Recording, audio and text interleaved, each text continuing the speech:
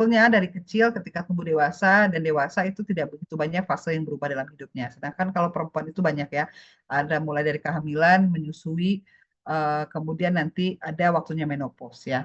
Kita bahas satu-satu. Oke, ini ya. Tadi saya yang seperti yang saya sampaikan ada pregnancy, lactation atau menyusui dan juga menopause ya. Nah, untuk di saat kehamilan ya ada perubahan dari kebutuhan zat gizi dari ibu-ibu hamil ya. Karena hal-hal ketika hamil itu ibu bukan hanya memberikan nutrisi untuk dirinya sendiri, tapi juga untuk janin yang dikandungnya ya. Jadi ibu itu memerlukan lebih banyak nutrisi dibandingkan sebelum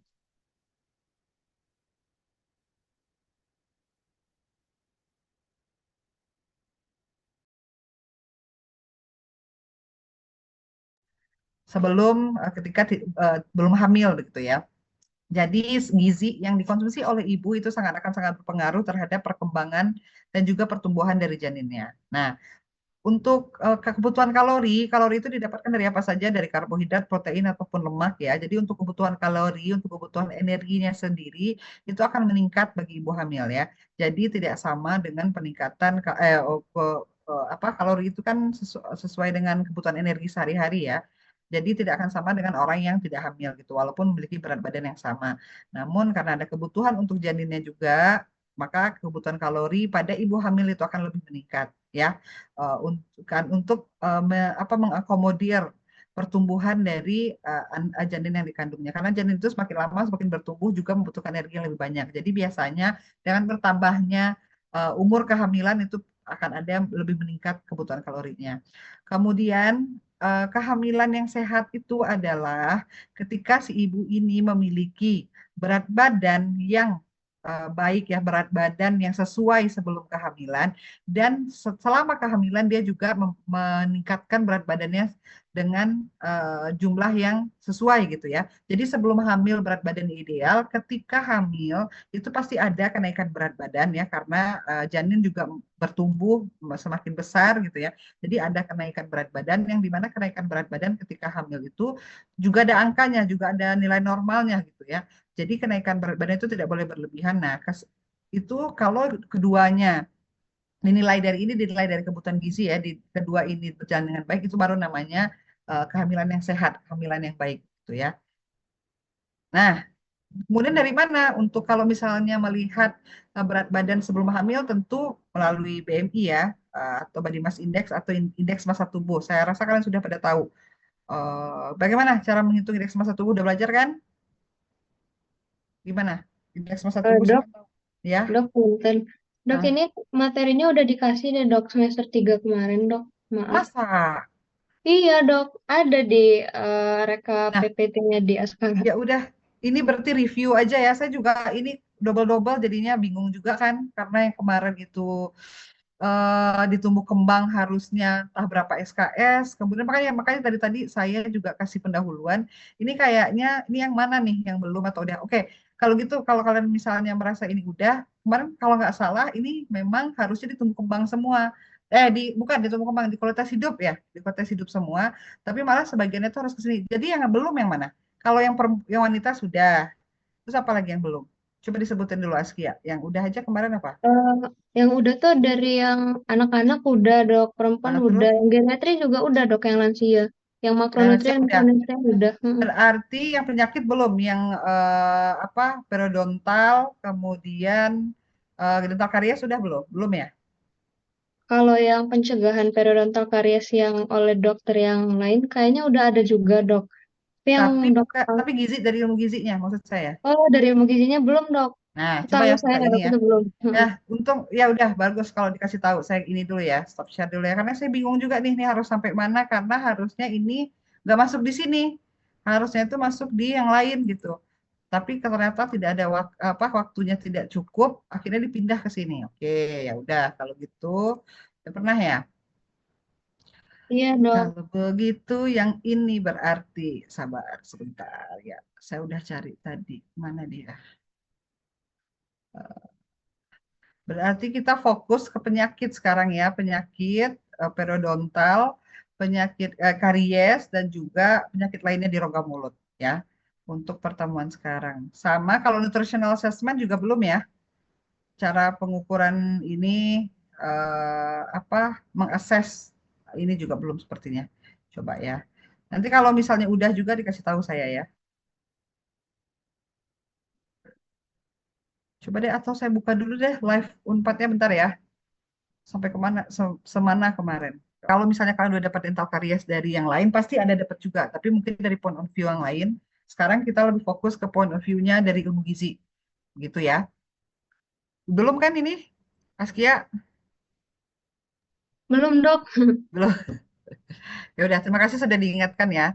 Berarti biar nggak double-double. Berarti kemarin ujiannya juga udah ya. Yang kemarin yang pertumbuhan wanita sama yang lansia juga udah ya.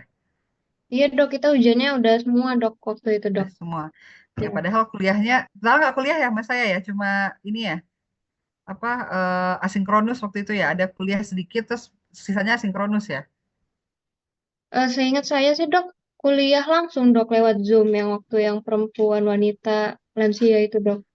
Nah, saya udah lupa Hmm. terlalu banyak kuliah. Ya udah, kita lanjut gini ya. Dental caries ya, nutritional aspect of dental caries. Ini nutritional aspect ya. Kalau kalian dapat pencegahan dari yang lain itu banyak karena memang nih yang namanya karies itu dia multifaktorial ya.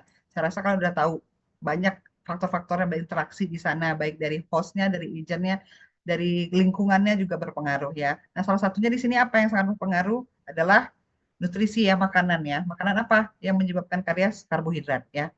Udah tahu ya karbohidrat. Karbohidrat itu yang mananya? Karena karbohidrat itu nggak semuanya. Saya sudah pernah sampaikan juga berarti kalau pernah saya ajarkan, kalian pernah nonton PPT-nya juga, lihat videonya, lihat PPT-nya berarti kalian tahu bahwa nggak semua karbohidrat itu adalah glukosa. Jadi ada karbohidrat dalam bentuk monosakarida itu glukosa, fruktosa ya. Sedangkan nggak semuanya karbohidrat itu bersifat kariogenik. Nah, contohnya apa? Ini bisa dilihat di sini ya.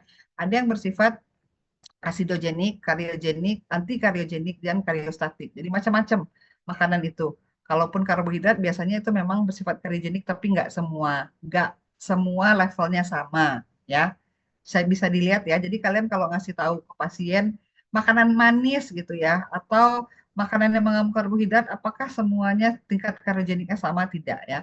Yang paling menyebabkan makanan-makanan yang bersifat kariogenik yang bisa menyebabkan karies itu biasanya yang bersifat asidogenik atau kariogenik ya. Asidogenik itu contohnya apa? Makan makanan yang asam ya. Ini contohnya orange juice ya, asam. Jadi dia bisa membuat pH di bawah 5,5 ya. Sebentar. Nah, pH-nya di bawah reduce, pH-nya di bawah 5,5 ya. Kemudian yang karyogenik, karyogenik itu contohnya apa? Itu monosakarida biasanya ya. Jadi makanan yang apa dari gula eh, eh, dari monomer gitu ya, dari monomernya gula gitu ya. Dan juga disakarida biasanya. Contohnya apa? Yaitu sukrosa, fruktosa, glukosa dan maltosa. Biasa ini bersifatnya sangat-sangat karyogenik dari empat ini ya. Kan jenis-jenis karbohidrat banyak ya. Jadi kalau yang bersumber dari monosakarida dan disakarida yang dari empat ini itu sifatnya paling karyogenik ya.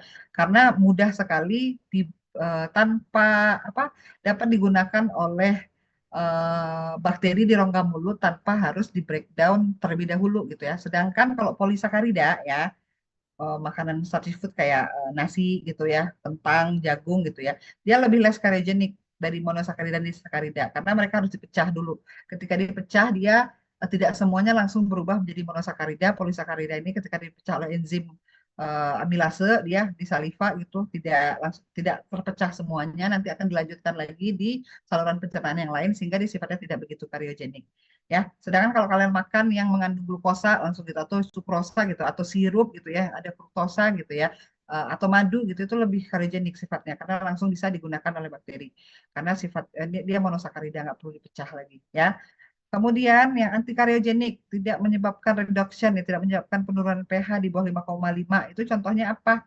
Ini contohnya cheese ya, keju misalnya. Terus protein biasanya protein dan juga susu gitu ya.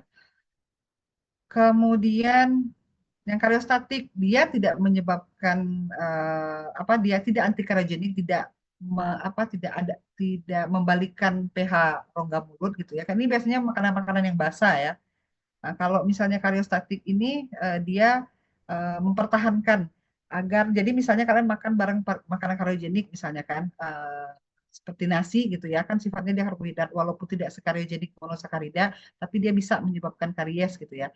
Nah, kalian makan bareng dengan protein. Nah, protein itu bisa menjaga sebenarnya agar lingkungannya tidak jatuh di bawah 5 lingkungan pH-nya tidak di bawah 5,5. Sehingga makan makanan itu makanya harus lipat apa harus ada lauk nabatinya, ada hewaninya itu karena bisa baik juga untuk kesehatan rongga mulut. Jadi makan itu harus ada sayurnya, harus ada lauknya gitu ya. Nah, itu baik ya. Kemudian eh, apa bisa mencegah terjadinya karies ya. Nah, kalau di sini selain polisakarida ya, nih.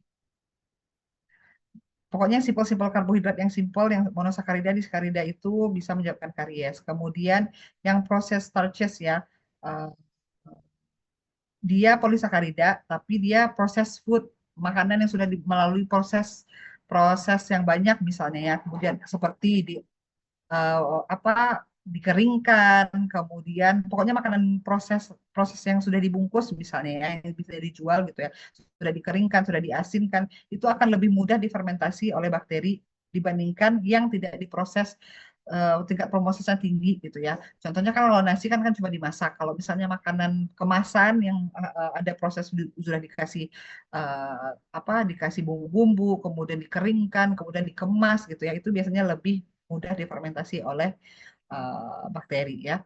Sedangkan untuk fresh fruit ya, sebenarnya apa buah-buahan yang fresh ya, yang belum yang bukan di blender gitu, mungkin saya udah pernah bilang juga, itu dia lebih low karogenitasnya lebih rendah ya dibandingkan kalau misalnya sudah di blender gitu ya, sudah dibikin jus gitu ya. Karena apa? Karena karbohidratnya itu sebenarnya lebih rendah dan waternya lebih tinggi. Sedangkan kalau misalnya di jus apalagi ditambah dengan gula gitu ya, itu sangat kariogenik sifatnya. Oke.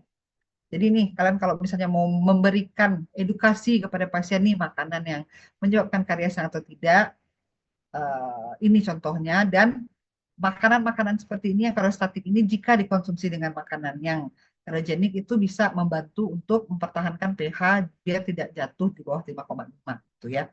Jadi ini makanan-makanannya. Jadi disertakan. Jadi makanan kalau nyemil itu sebaiknya ya bukan nyemil yang manis gitu ya. Kalaupun makan makanan yang manis sertakan dengan makanan yang mengandung protein yang lainnya karena itu bisa menjaga pH rongga mulut. Nah, ini ternyata.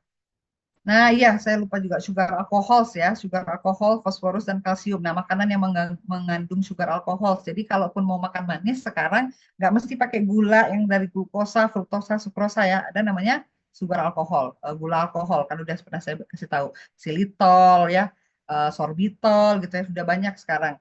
Jadi, pemanis buatan misalnya yang dari top, saya sebut merek ya, Tropicana Slim, Diabetasol itu sudah pakai apa saset kecil-kecil itu udah mengandung gulanya itu udah sorbitol xilitol ya. Kalau xilitol itu masih bisa difermentasi tapi kecil sekali biasanya difermentasinya oleh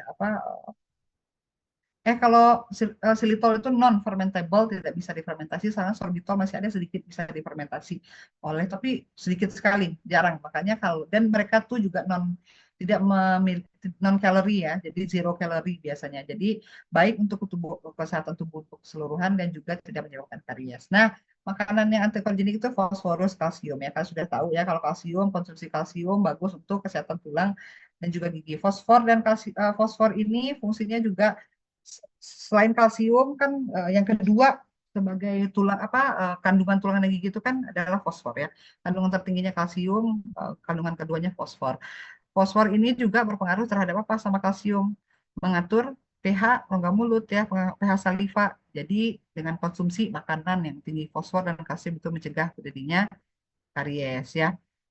Nih, protein dan fat dan lemak juga ya. Saya juga pernah bilang bahwa kalau protein dan lemak, protein itu tadi bisa membantu untuk menetralkan pH, dan fat itu lemak itu bisa melapisi gigi sebenarnya, mencegah terjadinya karies ya.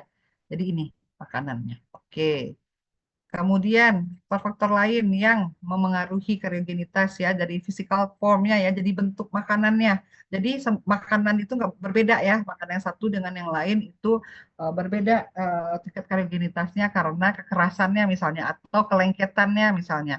Contohnya karbohidrat-karbohidrat yang lengket gitu, yang kalau dimakan tuh nempel-nempel di gigi. Contohnya snack-snack yang lengket-lengket gitu ya, kayak dodol misalnya gitu kan lengket banget di gigi ya, itu akan mudah sekali menempel di gigi dan sulit dibersihkan gitu ya. Sehingga kalau semakin lama waktu kontak makanan karbohidrat ini yang mengandung banyak karbohidrat yang bisa difermentasi oleh bakteri ini semakin lama dia di gigi gitu ya, akan semakin tinggi kemungkinan untuk terjadinya karies ya. Jadi selain kandungan makanan itu juga bentuknya juga apa ke juga sangat berpengaruh. Kemudian frekuensi mengkonsumsinya juga. Jadi semakin sering mengkonsumsi makanan makanan yang mengandung karbohidrat yang bisa difermentasi oleh bakteri, nah akan mudah juga terkena karies gitu ya.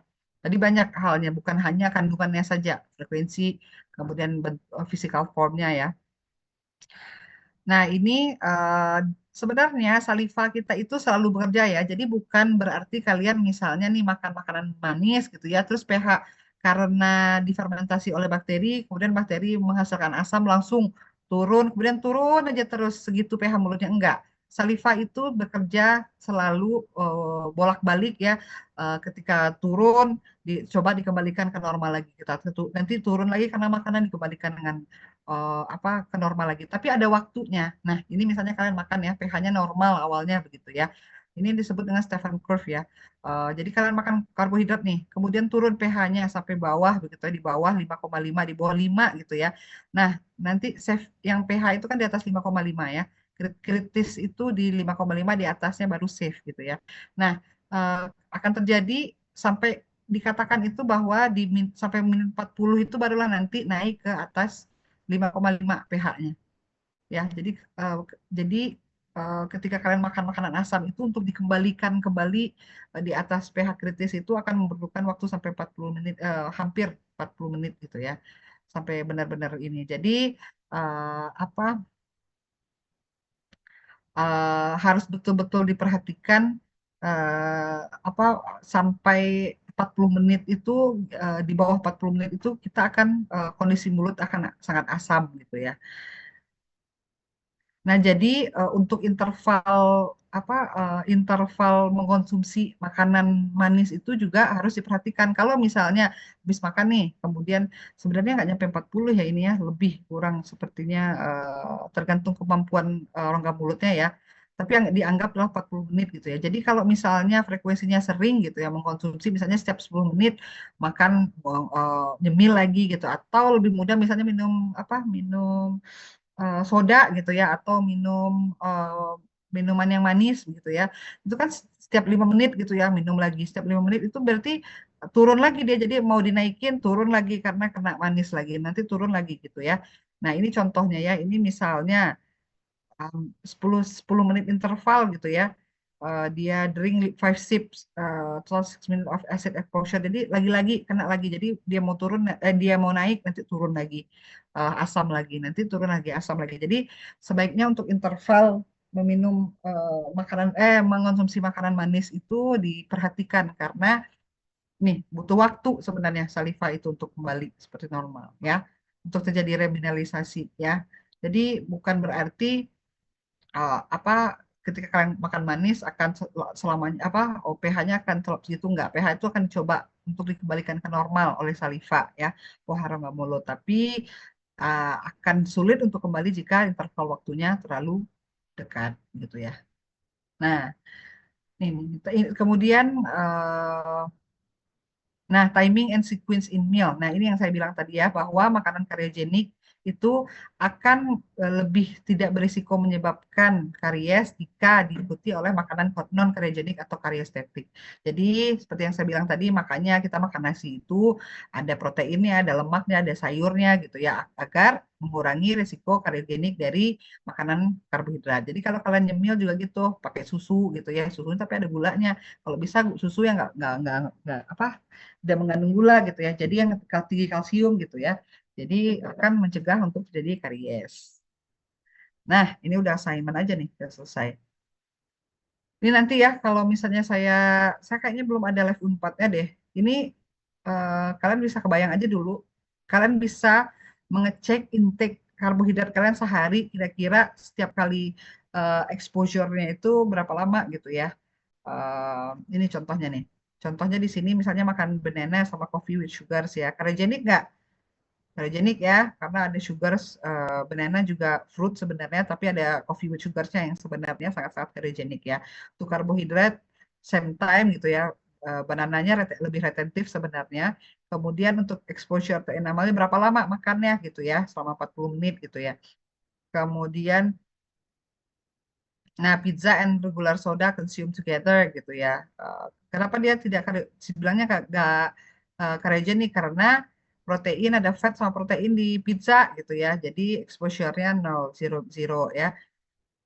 Kalau pizza sama regular soda kalau dipisah karyogenik nggak? Karyogenik karena sodanya tidak ada penyeimbangnya, non karyogeniknya gitu ya, tidak ada fat. Kalian nggak makannya nggak bareng sama protein, konsumsi protein dan lemak gitu ya. Jadi exposure-nya misalnya makan minum sodanya 20 menit sampai habis gitu ya. Jadi exposure-nya ada begitu. Jadi ini nanti caranya. Kebayang ya? Sebenarnya kalau makan itu jangan minum yang manis aja gitu ya, kalau bisa dibarengin yang sama yang lain gitu. Nah, ini hanya dari point of view ilmu gizi ya, sedangkan sebenarnya penyebab karies itu lebih banyak lagi. Apa tidak frekuensi membersihkan apa menyikat gigi juga berpengaruh ya. Kemudian ada penyakit sistemik atau enggak gitu, banyak sebenarnya pengaruh yang lain, cuman ini hanya dari gizi saja. Oke, sampai di sini ini dulu, ada yang mau bertanya tidak? Khusus tentang karyogenitas makanan seperti apa? Ada yang mau bertanya nggak?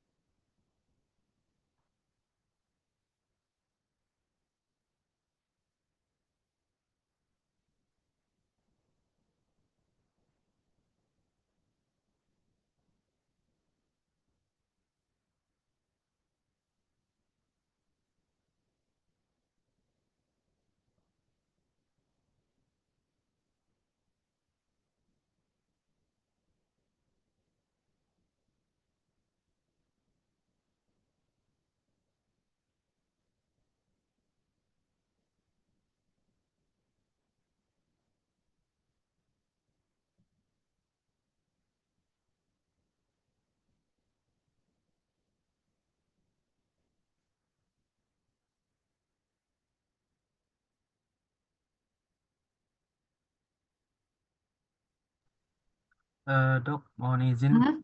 tanya. Oh, ada pertanyaan? Boleh. Kalau misalnya kita misalnya habis eh, makan sesuatu gitu, terus langsung nyikat gigi gitu, makan makanan yang asam. eh, Kalau misalnya kita menyikat gigi, itu ada yang berubah nggak pH-nya, dok? Misalnya kayak minum soda atau minum apa gitu. Nah, ini terkait minum soda atau makan makanan asam, Akil. Dua-duanya, dok, kalau bisa. Nah, ini ya, saya pernah membaca bahwa kalau misalnya ini bahas makanan asam dulu ya, bahwa menyikat gigi setelah mengkonsumsi makanan asam itu sebenarnya tidak begitu disarankan ya. Karena setelah makan makanan asam itu kan enamel kita mengalami demineralisasi ya. Jadi dia akan, karena asam itu dia jadi larut gitu ya. Nah, ketika kita langsung sikat gigi gitu ya, itu akan mempermudah yang tadi larut itu kan terdiri dari mineral ya. Takutnya mineral itu akan lebih mudah larut ketika dilakukan sikat gigi. Karena sikat gigi itu kan sifatnya abrasif ya. Sifatnya itu kalian tuh apa ada gesekan itu bisa mineralnya makin hilang gitu ya. Jadi untuk melakukan penyikatan gigi itu sebenarnya setelah makan makanan asam itu harus ditunggu sebenarnya. Ditunggu beberapa saat. Kemudian saya nggak tahu pastinya berapa lama ya, tapi tadi seperti yang dibilang tadi bahwa demineralisasi itu akan sebelum 40 menit terjadi, itu mungkin dalam waktu 30 menit baru bisa dilakukan. Apa caranya kalau misalnya mencegah dok, biar tidak apa efek asamnya tidak begitu kuat? Kumur-kumur biasanya ya. Kumur-kumur itu kan adalah salah satu bentuk membersihkan rongga mulut ya. Jadi kumur pakai air gitu ya. Jadi bukan hanya langsung sikat gigi enggak. Nah, kalau untuk makanan yang lain, makanan biasa misalnya habis minum soda gitu ya, bisa diterapkan hal yang sama juga ya. Kalau Anda di situ terjadi apa demineralisasi juga sebenarnya gitu ya. Jadi sebaiknya ditunggu dulu, berkumur saja dengan air putih, nanti kemudian ditunggu 30 menit, mungkin ya 30-40 menit, kalian baru sikat gigi setelah itu. Gitu kalau saran saya, jadi tidak langsung menyikat gigi gitu ya. Oke, Il? Ya. Boleh, boleh siapa lagi? Ada lagi yang mau bertanya? Ini bukannya ini ya kan kehidupan sehari-hari banget kata saya gitu loh. Kalau gizi itu nggak seribet kalau ilmu. Kalau kemarin oke lah yang di kualitas hidup kalian mungkin teorinya gitu ya, ada monosakarida, polisakarida gitu-gitu ya. Kalau sekarang ini lebih ke aplikasinya. Nah, nanti kalian juga bakal sering ditanya sama pasien nih, saya mau makan makan ini boleh nggak dok? Makan ini boleh nggak buat buat kesehatan gigi saya bagus atau tidak? Kalau gini gimana gitu ya. Kira-kira kalian sendiri atau punya pengalaman kira-kira kayak begini, boleh nggak ya? Atau seperti ini gitu ya. Boleh ditanyakan ya.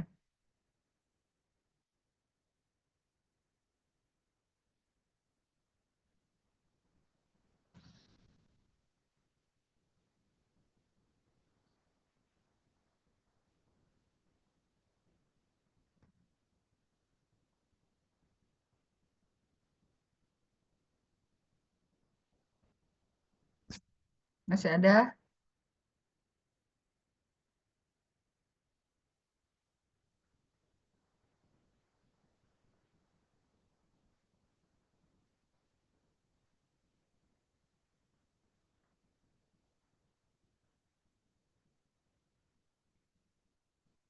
Dok, punten mau Mhm. bertanya. Kalau Boleh. untuk kan sekarang tuh ada gula yang stevia ya, Dok. Itu hitungannya dia masih kariogenik juga atau sama kayak xylitol dan sorbitol gitu ya, Dok? Terima kasih, Dok. Nah, kalau stevia itu kan sebenarnya gula gula dari tanaman stevia ya, bukan ini ya. Benar nggak? Kalau stevia itu sebenarnya dia tuh berasal dari stevia. Kalau kita kan ada glukosa itu kan gula tebu gitu ya. Berasalnya dari tebu, tapi gula tebu namanya. Tapi karena dia mengandung glukosa ya kayak gula biasa aja, gula table table apa namanya? Table sugar gitu ya, karena gula biasa yang kita dapat itu emang dari ini. Nah, kalau stevia itu kalau yang diklaimnya dia sebenarnya kalorinya nggak tinggi ya atau zero kalori gitu ya, bukan. Nah, kalau untuk apa, kalau zero kalori kalau dihubungkan berarti dia tidak mengandung memang gula glukosa yang kalau glukosa pasti ada kalorinya ya. Nah, saya tidak tahu sebenarnya kalau stevia ini mengandungnya ke arah, karena dia bukan ini juga bukan gula alkohol juga setahu saya, tapi dia berasal dari gula yang asalnya dari tumbuhan stevia gitu. Nah, kalau untuk kalorinya memang lebih rendah, tapi bukan berarti yang nggak ada kalori itu tidak menyebabkan ini ya, tidak menyebabkan karies gitu ya. Nanti saya akan baca lagi kalau misalnya stevia, saya sering juga baca dengar tuh, karena untuk apa namanya, untuk alternatif sebenarnya selain sorbitol, xylitol, gula alkohol gitu adalah gula stevia gitu ya. Coba sebentar ya. Mari kita lihat kalau gula stevia itu mengandung bukan stevia apa?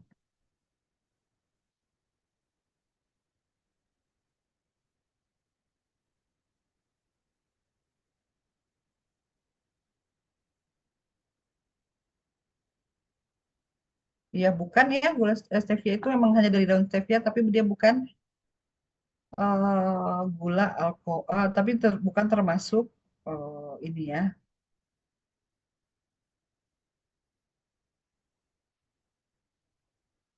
Biasanya malah ditambahkan untuk pemanis apa?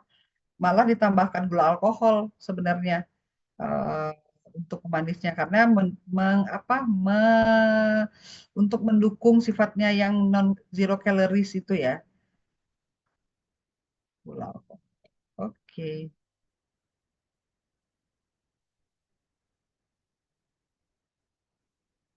Terus kemudian manisnya ini dari saya nggak tahu nih manisnya itu dasarnya dari mana ya? Ya, kalau sejauh ini berarti karena dia tidak mengandung dia diklaim sebagai zero calorie, tidak mengandung gula karbohidrat seperti glukosa, fruktosa begitu ya, berarti sebenarnya lebih ke arah tidak kariogenik ya.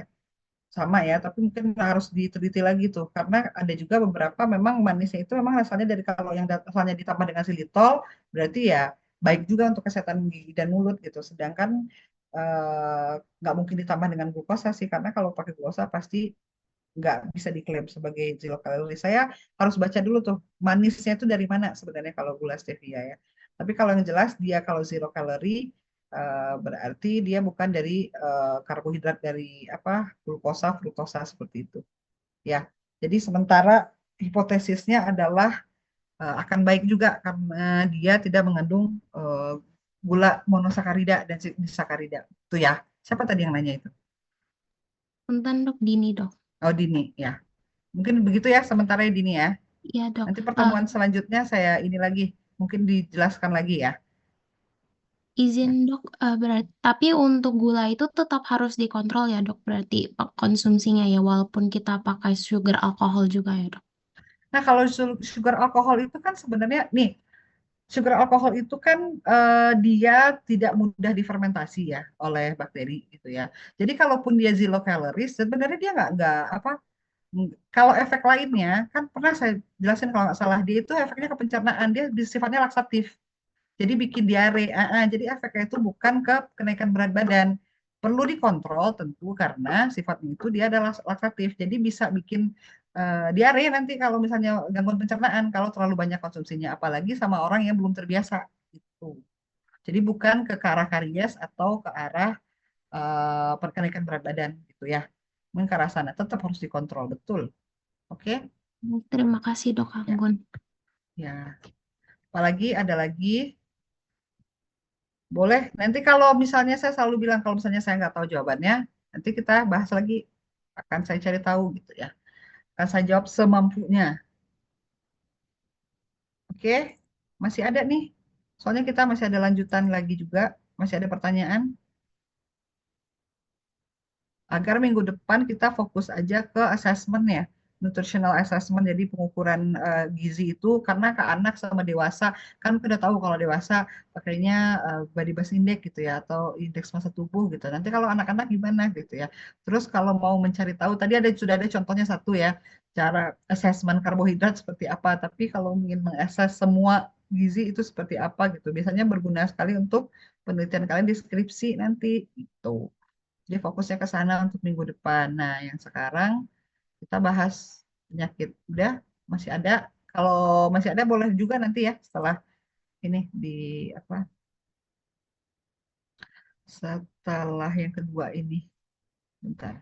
Mana dia tadi?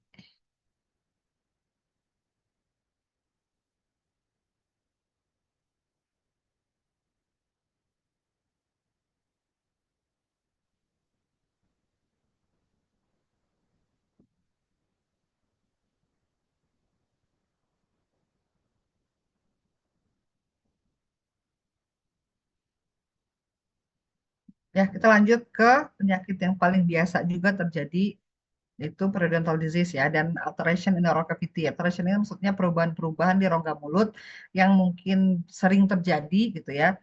Em, seperti nanti gangguan TMJ misalnya atau mulut serostomia begitu ya atau misalnya pemasangan orto gitu ya nanti kita lihat ada beberapa di bawah walaupun hanya eh, sedikit-sedikit yang dibahasnya tidak terlalu dalam ya yang penting kalian terpapar saja sebenarnya sedangkan kalau untuk periodontal disease kan sering ya seperti apa pencegahannya nanti nah eh, adanya defisiensi ya atau kekurangan nutrisi itu efeknya bisa memodifikasi respon tubuh terhadap periodontal disease. Jadi misalnya orang ini sudah memiliki penyakit periodontal dari gingivitis nih. Kalau dia kekurangan gizi itu bisa merespon bisa mengubah respon tubuh terhadap penyakit yang sudah diderita gitu ya, bisa memperparah gitu ya. Kemudian kemudian bisa juga mengubah apa perkembangan juga ya, kemudian perbaikan dari si periodontium ya. Jadi yang harus kalian pahami betul ya, bahwa sebenarnya penyakit periodontal itu bukan hanya disebabkan oleh, maksudnya bukan penyebab utamanya itu bukan karena kekurangan defisiensi vitamin ya. Ya, kalian tahu ya, walau bahwa misalnya seperti gingivitis itu kan karena penumpukan plak ya, atau terjadinya perubahan hormonal pada orang menopause gitu ya, misalnya terjadi pembengkakan gusi gitu ya. Tapi bahwa kekurangan gizi itu akan bisa memperparah atau mengubah intinya karena berubah respon tubuhnya, karena memang respon tubuh imun itu akan sangat dipengaruhi oleh status gizi ya. Jadi ketika berubah respon tubuhnya itu dia tidak akan menjadi parah atau lebih susah sembuh begitu ya, atau lebih susah bertahan ketika ada serangan-serangan ke jaringan periodontal lainnya gitu ya. Jadi untuk penyebabnya sendiri ya, kalau misalnya kalian kekurangan konsumsi vitamin C gitu ya, kalau vitamin C kan jadinya kena scurvy ya, jadi bukan uh, penyakit periodontal secara langsung gitu ya. Tapi kalau misalnya sudah ada penyakit periodontalnya, yaitu kekurangan vitamin C akan menjadi lebih parah atau menjadi susah sembuh gitu ya. Jadi bukan penyebab langsung biasanya dari nutritional deficiencies itu untuk periodontal ya, akan memperparah biasanya, lebih ke memperparah begitu ya. Nah, ini contohnya ya, ini kemarin juga sudah mungkin ya masing-masing sudah dijelaskan vitamin A itu fungsinya apa, B, C, D gitu-gitu ya. Nah, ini untuk zat-zat gizi ini kalau ingin kalian dapat normal growth and development ya dari periodontal orang mukosa ini zat gizi yang diperlukan ya, yang paling pokoknya gitu ya. Sedangkan untuk menjaga integritas dari jaringan rongga mulut gitu ya, untuk imun juga untuk perbaikan penyembuhan dari penyakit di rongga mulut, di periodontal itu vitamin E begitu ya. Ya, jadi ada beda-beda mirip-mirip sebenarnya, cuman kalau ya auto repair itu memang lebih ke omega 3 asam lemak omega 3 berarti ini lemak ya, omega 3 gitu ya. Kemudian asam folat juga gitu. Sedangkan ini berguna vitamin A, C itu biasanya gitu ya. Jadi tapi kekurangan vitamin-vitamin ini apakah langsung menyebabkan penyakit periodontal? Tidak, biasanya harus diiringi dengan kebiasaan membersihkan mulut yang tidak baik gitu ya. Harusnya harus ada plaknya juga di sana gitu ya. Atau harus ada kelainan hormon atau harus ada kelainan lain di tubuhnya gitu ya. Jadi bukan tidak bisa gizi itu sebagai penyebab satu-satunya kelainan di rongga mulut gitu ya. Contohnya apa? Nah, ini contohnya, ini penelitian Prof. Amalia ya. Ini ada Java Project on Periodontal Disease, the relationship between vitamin C and severity of periodontitis ya. Di sini kalian lihat ya, severity of periodontitis. Jadi bukan vitamin C, kekurangan vitamin C menyebabkan periodontitis bukan. Jadi orang itu kebersihan mulutnya sudah buruk, kemudian ditambah pula dia misalnya kekurangan konsumsi vitamin C, itu akan lebih buruk periodontitisnya. Yang awalnya mungkin dia ada orang dari gingivitis ke periodontitisnya memerlukan waktu yang lama sekali ya gitu. Sedangkan orang yang kekurangan vitamin C itu akan lebih cepat terkena periodontitisnya dari berkembang dari gingivitis ya. Kalau di sini kalau tidak salah ini tuh nah iya ini hanya deskriptif ya. Jadi diukur plasma vitamin C levelsnya, vitamin C di dalam darahnya, kemudian juga diukur kebiasaan makannya vitamin C-nya berapa gitu ya. Ternyata the negative association between plasma vitamin C levels dan periodontal attachment loss ya, vitamin D, severity ya, keparahan periodontal breakdown. Jadi keparahan, bukan orang yang periodontalnya sehat pasti vitamin C-nya apa cukup tidak ya. Bisa jadi dia juga kekurangan vitamin C. Tapi orang yang memiliki perioditis yang lebih parah, attachment loss-nya atau mungkin probingnya lebih dalam dibandingkan orang yang vitamin C-nya cukup begitu ya. Paham sekarang ya? Jadi eh, vitamin C itu memperparah biasanya. Vitamin C, kurang vitamin dan mineral itu memperparah penyakit yang sudah ada gitu. Karena kemampuan tubuh untuk merepair, melawan gitu ya, imunnya melawan, merepair, mengembalikan seperti semula semakin menurun gitu ya. Karena tapi penyebab utamanya bukan kurang vitamin. Nah, itu sampai situ dulu deh. Kalau udah paham kalau periodontal. Jadi pencegahannya seperti apa? Kalau pencegahan individunya apa? Kalau misalnya pasien datang gitu, dok, saya baiknya untuk kalian udah tahu juga ya kan kalau misalnya omega 3 itu baik untuk periodontal begitu ya. Ya pencegahannya itu memberikan tadi nih vitamin-vitamin yang ini nih, vitamin A, C, D, E, protein ya. Makanan yang dikandung kalau udah belajar juga kan, udah saya kasih tahu kemarin apa. Udah ada videonya juga, tinggal diakses lagi kalau lupa begitu ya. Nah, itu ya. Jadi ingat ya keparahan ya. Jadi misalnya ada pasien periodontitis datang ke kalian nanti bisa dia sarankan apa untuk mengkonsumsi makanan yang mengandung nih omega 3, mengandung vitamin A untuk kesembuhan yang lebih cepat, yang lebih baik gitu ya. Ada lagi? Ada yang ingin ditanyakan? Sebentar ya.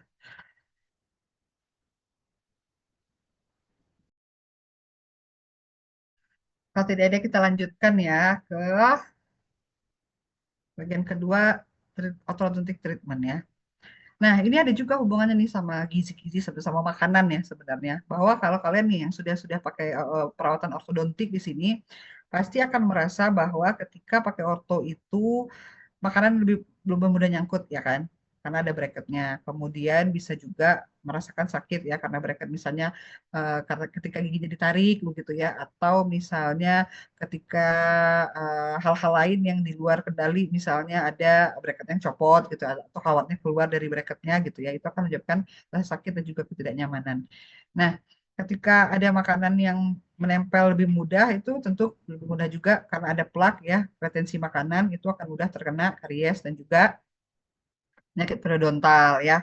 Kemudian sedangkan kalau misalnya kalian ngerasa sakit gitu ya, ketika baru aktivasi begitu ya, itu akan mengaruhi kalian kalau giginya susah ngunyah gitu, tentu makanan food choicesnya apa ya pilihan makanannya lebih kalian milih-milih lah, mungkin nggak makan yang keras gitu ya. Kemudian kalian juga makannya jadi lebih sedikit gitu ya. Kemudian cara masak makanannya agar apa konsistensi makanannya lebih mudah dikunyah itu tentu akan berbeda juga. Nah, ini efeknya dari orthodontic treatment ya. Nanti kalau kalian misalnya nanti ada pasiennya yang pakai orto, mungkin kalian jadi yang spesialis orto gitu ya. Atau misalnya nanti ada pasien orto pengen tambal gigi, kalian ke kalian gitu ya. Atau bersihin karang gigi bisa dikasih tahu bahwa efek sebenarnya dari orthodontic treatment itu adalah kemungkinan dia terkena karies dan penyakit periodontal itu lebih tinggi ya. Terlebih lagi kan ketika giginya digerakkan gitu ya, itu kan akan terjadi resorpsi tulang ya, posisi tulang gitu ya. Nah, itu juga akan meningkatkan terjadinya penyakit periodontal gitu ya. Bisa juga kalian apa nanti beritahu bahwa nanti untuk ketika terjadinya rasa sakit gitu ya, itu akan merubah food choices-nya gitu ya.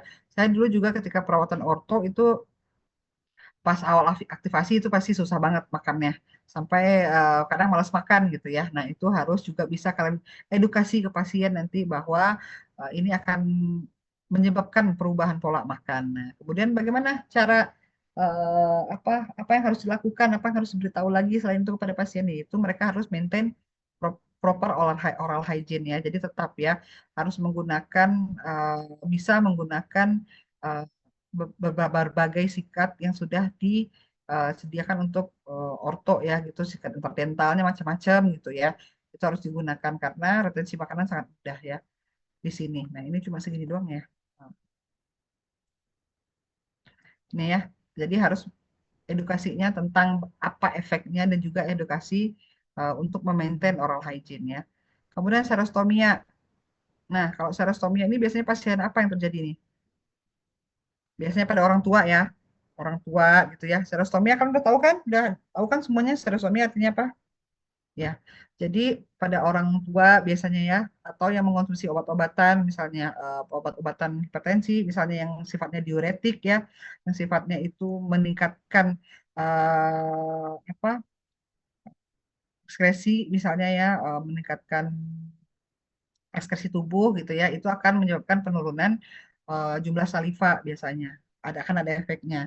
Kemudian yang systemic disease seperti pada pasien-pasien diabetes gitu ya, itu karena ada kelainan pada kelenjar salivanya akan menyebabkan serostomia juga. Orang stres, depresi juga bisa kekeringan, bisa jadi karena perubahan perubahan pola makan, perubahan pola minum gitu ya. Jadi orang stres itu atau depresi bisa serostomia juga. Kemudian orang-orang mengalami nutrition deficiency ya.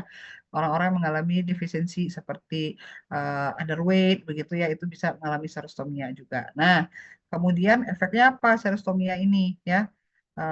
Increase rate of root caries ya. Tentu karena fungsi dari saliva itu sendiri adalah untuk menetralkan pH gitu ya, untuk sifatnya buffering ya, mengembalikan pH yang misalnya asam dikembalikan pada normal gitu ya. Kemudian untuk lubrikasi, macam-macam ya, fungsi saliva banyak. Nah, efeknya apa ya? Tentu akan menyebabkan penyakit mulut ya, increase rate of caries ya, infeksi mulut juga karena pertumbuhan karena mulut akan sifatnya akan lebih asam. Selain karies, bakteri di mukosa juga menyebabkan infeksi oral gitu ya. Akan sulit juga untuk mengunyah dan menelan ya, karena pembentukan bolus ya, ketika kita mengunyah, saliva itu membantu pembentukan bolus dan membantu memudahkan untuk penelanan gitu ya. Kemudian ketika mulut kering, itu akan menjadi lebih sensitif ya kalau kering karena fungsi lubrikasi tadi. Karena ketika terjadi gesekan, itu akan lebih sakit ketika tidak ada pelumasnya begitu ya. Jadi ketika salivanya menurun itu akan sangat sensitif ya. Ulcer juga sama, mungkin karena gesekan kurangnya lubrikasi. Kemudian akan terjadi juga perubahan eh, apa pengecapan gitu ya. Bisa karena saliva ini akan membantu juga sensitivitas dari lidah untuk mengecap gitu ya. Nah, kemudian ada juga beberapa defisiensi kalau defisiensi nutrisi yang betul-betul berhubungan dengan serostomia itu juga bisa jadi kekurangan vitamin A gitu ya. Kekurangan vitamin A atau vitamin A, vitamin C dan juga protein. Kekurangan vitamin A, C dan protein ini akan sangat berpengaruh terhadap perkembangan dari kelenjar saliva. Jadi kalau misalnya ada pasien yang kurang vitamin A, vitamin C itu biasanya akan berpengaruh juga terhadap volume salivanya dan juga sekresi salivanya gitu ya. Kemudian perempuan juga biasanya akan lebih cenderung mudah terkena serostomia ya, selain karena adanya keadaan saat lansia nanti menopause begitu ya, pengaruh dari hormon, karena perempuan juga memiliki salivary glands atau kelenjar saliva yang lebih kecil. Jadi salivanya lebih sedikit. Jadi perempuan itu memang salivanya lebih sedikit ya. Jadi akan lebih mudah terkena nanti yang namanya serostomia jika didukung oleh keadaan tubuh yang lainnya gitu ya.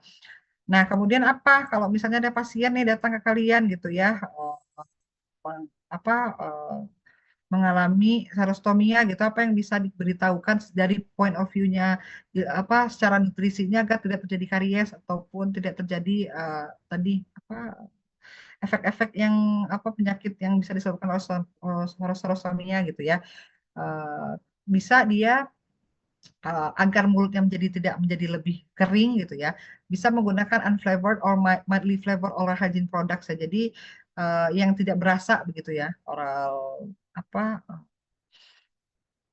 jadi jangan yang terlalu berasa, yang ada rasanya itu bisa menyebabkan mulutnya menjadi lebih kering ya. Yang penting itu adalah ada pH-nya netral ya, karena orang serostomia itu pH-nya sudah asam. Jadi kalau yang terlalu berasa gitu atau itu bisa menyebabkan pH-nya menjadi turun ya. Biasanya pasta gigi itu dia punya alkalin ya, pH-nya itu alkalin. Biasanya di atas 9 ya. Sekitar 9 lah pH dari pasta gigi gitu ya. Untuk orang serostomia ini harusnya dia netral, karena kalau misalnya basah itu sifatnya alkalin itu bisa menyebabkan kalau dia pakai pasta gigi yang biasa yang basah yang itu dapat merusak skin barrier dari di mukosa gitu ya, sehingga eh, apa kulitnya menjadi lebih mukosa ya, bukan kulit yang mukosa di rongga mulut itu akan lebih mudah mengalami dehidrasi gitu ya. Jadi kalau kalian pasien ada nanti serostomia, kalau toothpaste yang biasanya ada apa pasta gigi yang biasanya beredar itu adalah sifatnya basah. Jadi dia sebaiknya mencari yang netral gitu ya. Kalau merek saya juga nggak bisa sebutkan merek. Jadi bisa nanti biasanya herbal-herbal itu lebih netral pH-nya.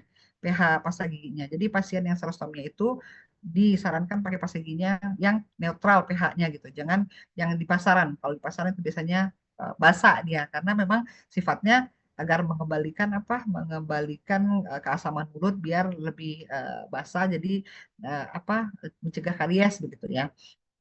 Nah, kemudian increase water or fluid consumption ya. Jadi harus banyak-banyak minum gitu ya karena memang akan membantu untuk membasahi mulutnya gitu ya.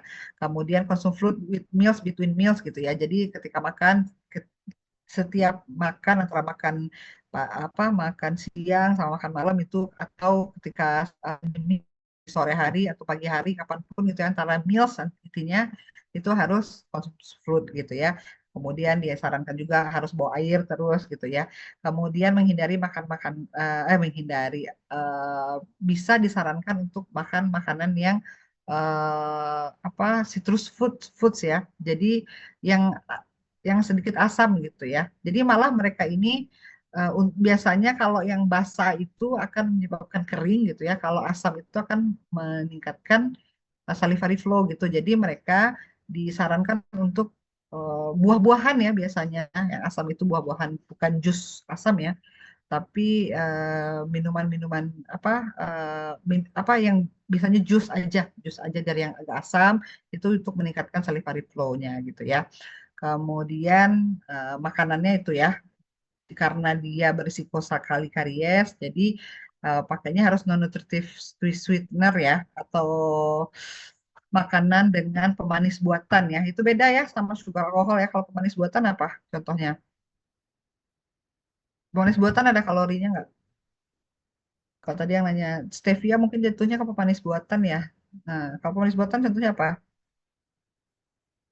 Yang tahu nggak pemanis buatan?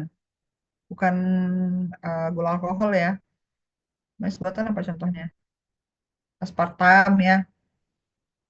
Tahu nggak? Jadi kalian sebenarnya kalau aspartam ini kalau untuk dari sisi gizinya ya, sebenarnya kan mereka non kalorik ya, jadi zero calorie ya, nggak ada kalorinya. Sebenarnya kalau untuk orang diabetes emang disuruh pakainya non nutritive sweetener ya, atau pemanis buatan gitu ya, atau gula alkohol gitu ya.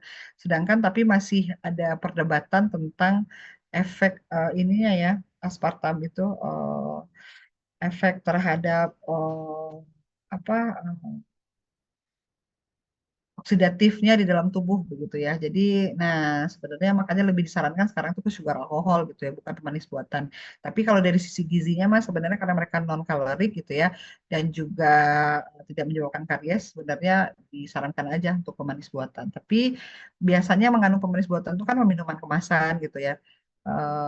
Yang mungkin banyak pengawetnya juga jadi masih jadi perdebatan ya. Jadi mungkin lebih disarankan nanti pakai sugar alkohol begitu ya, xylitol, sorbitol begitu ya. Nah, lanjut lagi nih ke dentin hypersensitivity ya. Bisa disebabkan apa dentin hypersensitivitas ini karena resisi gusi ya, erosi gigi atau karena abrasi gitu ya. Biasanya apa kalau apa yang paling sering menyebabkan dentin hypersensitivitas ini adalah erosi gigi ya. Erosi gigi kalian juga udah tahu apa hubungannya dengan gizi, berarti karena dia suka makan makanan yang asam biasanya. Atau bisa juga karena itu ekstrinsik ya, berasal dari luar ya. Kalau dari dalamnya bisa disebabkan karena GERD ya, pasien-pasien GERD kan bisa menyebabkan juga erosi gigi ya. Kemudian ya ini apa disarankan ke pasiennya ya menghindari makanan asam gitu ya kalau persistent dentinnya. Nih ya, minimize the acidic attacks on teeth gitu ya, dikurangi ya mengkonsumsi makanan asam. Kemudian ini consume karyostatic atau anticholinergic with or without carcinogenic foods ya. Jadi makanan dikonsumsi itu sebaiknya yang kariostatik atau anti kariogenik, ataupun kalau mau makan kariogenik harus dibarengi dengan yang kariostatik dan anti kariogenik. Nah, kemudian temporomandibular disorder ya, pasien yang mengalami kelainan TMJ gitu ya. Apa kira-kira secara nutrisinya bisa dilakukan gitu ya? Diberikan edukasi seperti apa agar tidak semakin parah si TMJ-nya ya. Nah, ini biasanya ketika pasien itu kita lihat biasanya dia ada rasa sakit ya di wajahnya gitu ya. Kemudian bisa juga sakit kepala gitu ya. Kemudian bisa apa pergerakan mandibulanya eh, apa terbatas gitu, atau misal juga mengalami apa telinganya berdenging gitu ya. Kemudian bisa jadi bentuknya seperti apa, clicking ya, krepitasi, popping, macam-macam. Ini nanti kalau lebih dalamnya jenis-jenis penyakitnya, penyebabnya itu kalian belajar nanti di blog lain ya. Nah, kemudian efeknya apa? Sebenarnya temporomandibular disorder ini biasanya akan mengalami kesulitan dalam pengunyahan ya, pengunyahan makan itu sulit ya. Kemudian rekomendasinya apa? Nah, karena mereka mengunyah sulit gitu ya, karena ada beban, bisa terjadi karena apapun, jadi beban dari sendi TMJ-nya itu berlebihan hingga menyebabkan sakit atau berbunyi atau apa tidak bisa membuka dengan maksimal. Jadi sebaiknya disarankan untuk menghindari mengonsumsi makanan yang membutuhkan pengunyahan yang banyak gitu ya. Contohnya apa? Permen karet gitu ya. Atau terlalu usaha deh pasiennya itu misalnya kan untuk mengunyahnya gitu ya, makan makanan yang terlalu keras gitu ya. Atau kacang gitu ya kan, kalian pernah nggak kalau makan kacang itu kayak aduh capek deh rahangnya gitu ya. Nah, jadi dihindari seperti itu gitu ya. Kalau yang lagi ada katakanlah penyakit TMJ. Kemudian untuk bisa juga makanannya ini di apa diubah ya, apa penyajiannya diubah begitu ya. Jadi kalau misalnya dia makan daging gitu ya, kalau misalnya kita dikasih daging ayam gitu bareng gitu, paha ayam semuanya dikasih tulang-tulangnya, bisa sekarang mungkin dimakan ayam suwir gitu. Atau misalnya makanannya dibikin bubur gitu ya.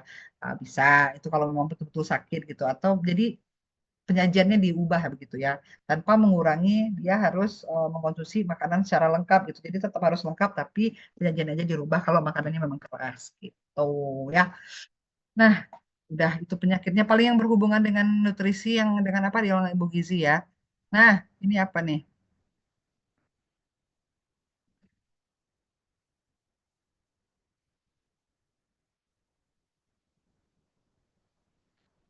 Coba lihat ada yang bisa jawab nggak nih? Ini amino acid kayaknya yang kemarin ya. Ini karena elemen yang source dari preference. Ini gimana, ada yang bisa jawab? Ini apa udah pernah ya? Udah ada ya tugasnya ya? Ingat nggak? Tapi ini kayaknya ini bukan buat kalian deh ini. Beda lagi nih kayaknya sebelumnya deh ini masih ngomongin ke energi, fermentable carbohydrate nih kayaknya. Bukan buat sekarang. Ya, lebih cepat ya selesainya hari ini. Jadi sebenarnya ada satu lagi sih tentang apa systemic disease ya.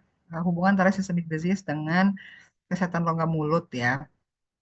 Kemudian upaya-upaya preventif apa yang bisa dilakukan. Cuman kalau tidak salah kemarin waktu yang lanjut lansia juga ya, elderly, itu kan juga udah dapat ya diabetes itu efeknya apa gitu ya. Mungkin ke yang lain mungkin nanti saya cari lagi. Sebenarnya ada banyak systemic disease itu bukan cuma diabetes, kan pasti tahunya diabetes, hipertensi, cuma itu aja ya. Sebenarnya banyak yang lain.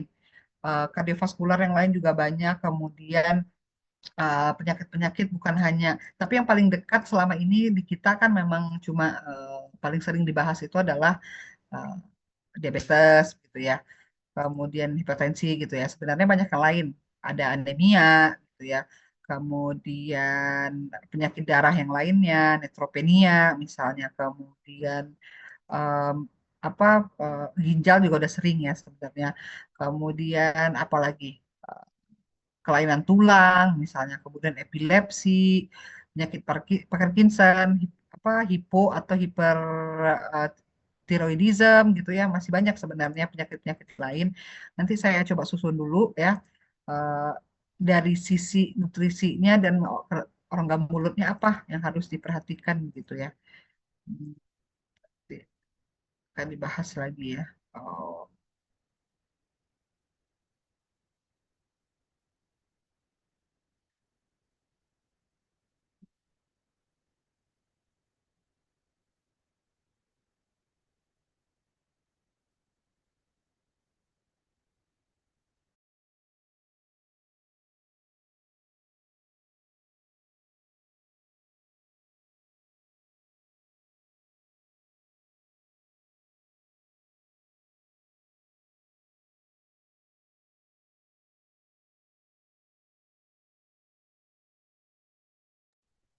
oke,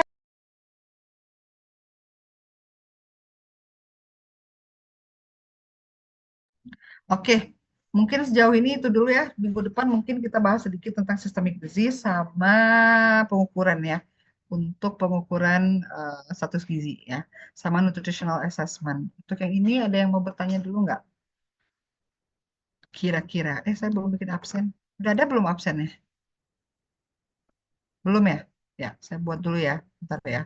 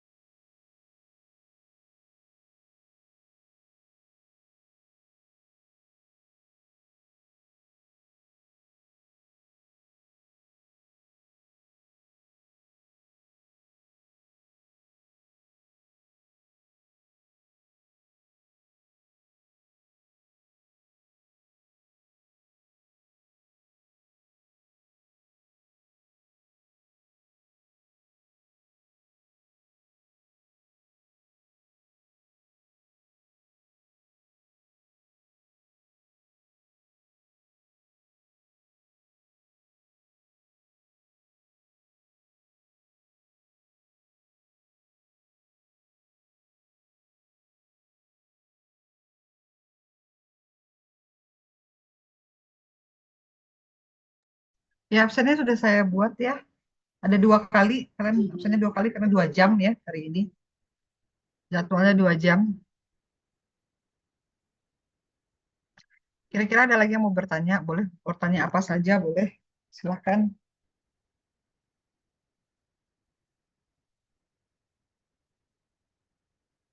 Masih banyak waktunya ternyata.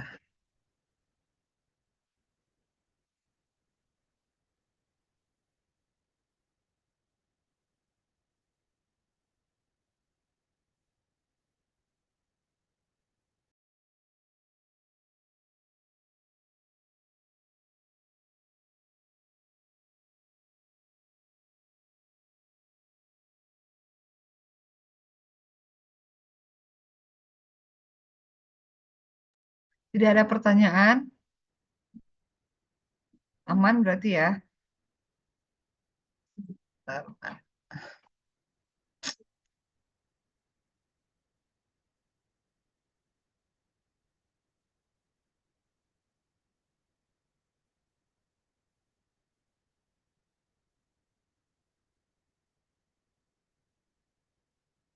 Oke, kalau memang tidak ada, untuk pertemuan pertama kita cukupkan sampai di sini ya.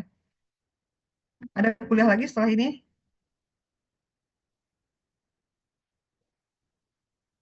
Nggak ada ya?